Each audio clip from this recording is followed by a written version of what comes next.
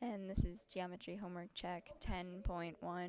As you can see, first you'd start with finding that the diameter equals 2r. So to solve for the diameter, you would take 2 times 13.9, which is the radius. And so then you would get 27.8.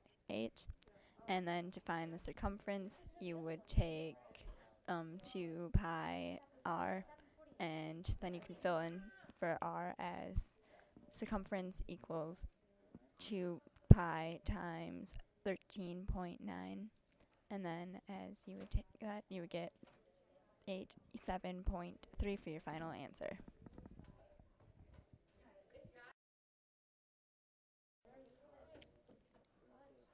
And for problem number 2, we would get d equals 2r. So to get the radius, you would take 22.3 divided by 2.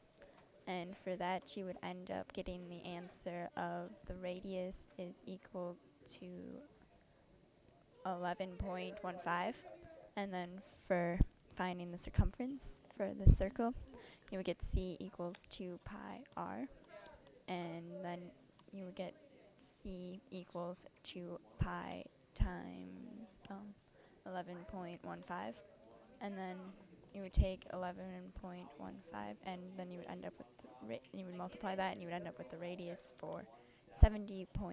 I mean, the circumference would be 70.5. And then for problem number 3, you would write out the equation, which would be a squared plus b squared, and we'll say it would normally be c squared, but we will place it as d squared, so that way we don't get confused when solving for the circumference. We would go 4 squared plus 3 squared equals c squared. And then we'd end up with 16 plus 9 equals c squared. And c squared would then equal 25 squared. So then we know that c would equal 5, but we're changing it to being d, so we don't get confused when solving for circumference. And so then we take circumference would equal d pi, and since we know now that the diameter is 5, we would equals 5 pi for our final answer for problem number 3. Okay, and now we're on to problem number 4. For problem number 4, we would place in d for part for being c squared. So therefore, we would get 12 squared plus 12 squared would equal d squared. Then we would find 12 squared, which is 144. So we'd end up with 144 plus 144 to equal d squared. And then for finding d squared, we would still take the 144 plus 144, and then we would find out that d squared would equal 288.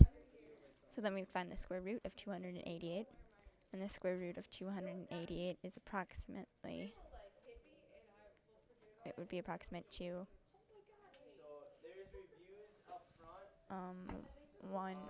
12 to the square root of 2. And then you would get 12 to the square root of 2. And then you would times that by pi to get c equals 12 pi to the square root of 2.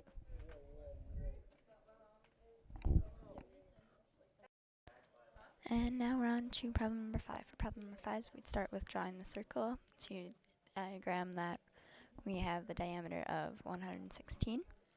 Then our next step would be to write out the equation, c equals diameter times pi. We would put c equals 116 times pi. And then we would get it to be approximately equal to 364.42. And so our final answer is 364.42. And now we have problem 6a. For 6a, what we would be doing is we would draw the circle to diagram it, and we would have this radius of 6.3. So then we would take the 6.3 and put it into the equation, c equals 2 pi r. And then we can replace the r with the 6.3, and we will get the equation c to equal 2 pi parentheses 6.3. And then we would add that and multiply that into our equation, and we would end up with c to be approximately equal to 39.5, not 39.58. So 39.58 is our final answer. And now we have problem 6b. For problem 6b, we would draw the circle with the circumference of 86. And we know that c would be equal to 86.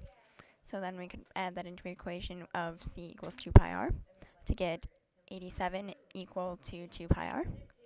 And so then we could divide each side by 2 pi. And then we would get r, the radius, to equal 87 divided by 2 pi. And then we would add that into our equation, which would 13.846. So our radius would be 13.846.